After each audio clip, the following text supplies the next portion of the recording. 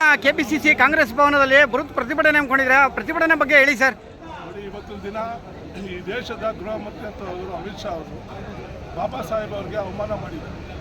ಅದು ಲೋಕಸಭೆಯಲ್ಲಿ ಪಾರ್ಲಿಮೆಂಟಲ್ಲಿ ಬಾಬಾ ಸಾಹೇಬ್ ಹಗುರವಾಗಿ ಮಾತಾಡ್ತಾರೆ. ಇದು ಖಂಡನೀಯ. ಒಬ್ಬ ಈ ದೇಶದ ಸಂವಿಧಾನನ ಓದಿ ಸ್ವೀಕಾರ ತಗೊಂಡು ಒಬ್ಬ ಮಂತ್ರಿ ಬಾಯಿನಲ್ಲಿ ಈ ಥರ ಪದ ಬಳಪಾಡು ಇದು ಏನು ಸೂಚಿಸ್ತದೆ? ಇದು RSS ಮತ್ತು BJP ವಿರೋಧಿ ನೀತಿ. ಏನು ಬಾಬಾ ಸಾಹೇಬ್ ಸಂವಿಧಾನನ ಹಾಳು ಮಾಡಬೇಕು, ಈ ದೇಶದಲ್ಲಿ ಬಡವರನ್ನ, ದಲಿತರನ್ನ, ಮೈನಾರಿಟೀಸ್ನ ಗಮನ ಮಾಡಬೇಕು ಅಂತ ಏನು RSS ಅಜೆಂಡಾ ಇದೆ, ಅದು ಪ್ರತಿರೂಪ ಅಮಿತ್ ಶಾ ಬಾಯಿನಲ್ಲಿ ಬಂದಿದೆ. ಇದು ಖಂಡನೀಯ.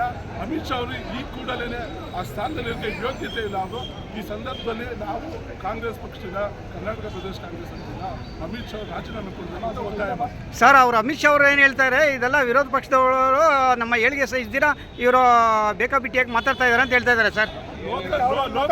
ಲೋಕಸಭೆಯಲ್ಲಿ ಅವ್ರು ಹೇಳಿರೋದೇನೆ ಅಂಬೇಡ್ಕರ್ ಅನ್ನೋದು ಒಂದು ಟ್ರೆಂಡ್ ಆಗಿಬಿಟ್ಟಿದೆ, ಶೋಕಿ ಆಗಿಬಿಟ್ಟಿದೆ ಅಂತ ಹಗುರವಾಗಿ ಮಾತಾಡ್ತಾರೆ.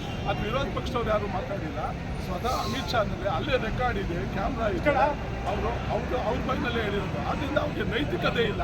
ಅವರು BJPಯವರು RSS ಅವರು ಒಂದೇ ಅಜೆಂಡಾ, ಬರೀ ರಾಜಕೀಯ ಮಾಡೋದು, ಜನ ಸರ್ಕಾರನ ಬೀಳಿಸೋದು, ಇಂಥದ್ದೇ ಅವ್ರಿಗೆ ಕೆಲಸ. ಯಾಕೆಂದರೆ RSS ಅವ್ರಿಗೆ ಅದೇ ಹೇಳ್ತಾರೆ.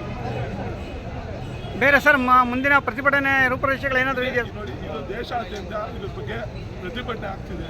ಅವರು RSSನವರು BJP ಅವರು ಕನ್ಸಲ್ಲೂ ಕಂಡಿರಲಿಲ್ಲ. ನೆಹರು ಬೈದಂಗೆ ಬೈಕೊಂಡು ಹೋಗ್ಬಿಡ್ಬೋದು ಅಂತ. ಅಂಬೇಡ್ಕರ್ ಬಗ್ಗೆ ಅಂಬೇಡ್ಕರ್ ಹೆಸರು ಹೇಳೋದಕ್ಕೆ ಅವ್ರ ಬೆಲೆ ತೆತ್ತಲೇಬೇಕು. ಮುಂದಿನ ದಿನಗಳಲ್ಲಿ ಈ ದೇಶದ ಜನ BJPಗೆ ಸೂಕ್ತವಾದ ಪಾಠ ಕಲಿಸ್ತದೆ. ಸರ್, ತಮ್ಮ ಹೆಸರು? ಧನಂಜಯ ಅಂತ, ನಾನು DCC ಪ್ರಧಾನ ಕಾರ್ಯದರ್ಶಿ. ಮತ್ತು ಇದೇ ಸಂದರ್ಭದಲ್ಲಿ ಇದೇ RSS BJP ಯಾರು ಫಸ್ಟ್ ರಾಷ್ಟ್ರೀಯ ಪ್ರಧಾನ ಕಾರ್ಯದರ್ಶಿ ಆಗಿದ್ದು, ಈಗ ಅವನು ಅಲ್ಕಾ ಕೆಲಸ ಮಾಡಿದ್ದಕ್ಕೆ ಚಿಕ್ಕಮಂಗ್ಳೂರಲ್ಲಿ ಅವ್ರಿಗೆ ಸೋಲಿಸಿ ಮನೆಗೆ ಕಳಿಸಿದ್ದಾರೆ. ಆದ್ರೂ ಆತನಿಗೆ ಬುದ್ಧಿ ಬಂದಿಲ್ಲ. RSSನವ್ರು ಫಸ್ಟೇ ಬುದ್ಧಿ ಇಲ್ಲ ಅಂತ ಒಬ್ಬ ಅವಿವೇಕಿಗೆ MLC ಮಾಡಿದ್ರು. ವಿಧಾನ ಪರಿಷತ್ನಲ್ಲಿ ಒಂದು ಮಹಿಳೆ ಅಲ್ಲ, ಅವರು ಘನತೆವೆತ್ತ ಸರ್ಕಾರದ ಮಹಿಳಾ ಮತ್ತು ಮಕ್ಕಳ ಕಲ್ಯಾಣ ಸಚಿವೆ ಲಕ್ಷ್ಮೀ ಹೆಬ್ಬಾಳ್ಕರ್ನ ಇವನು ಪರ್ಸನಲ್ ಆಗಿ ಯಾವ ಆಧಾರದ ಮೇಲೆ ಇವನು ಹೇಳ್ದ?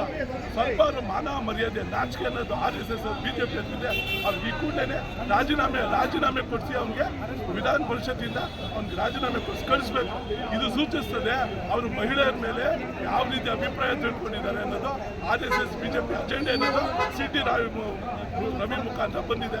ಇದು ಖಂಡನೀಯ. ಅವನಿಗೆ ಜೈಲಿಗೆ ಕಳಿಸ್ಬೇಕು. ಈ ಸಂದರ್ಭದಲ್ಲಿ ನಾನು ಮೇಲೆ ಕೇಸ್ ಹಾಕಿ ಅವ್ನಿಗೆ ಅರೆಸ್ಟ್ ಮಾಡ್ತೀನಿ.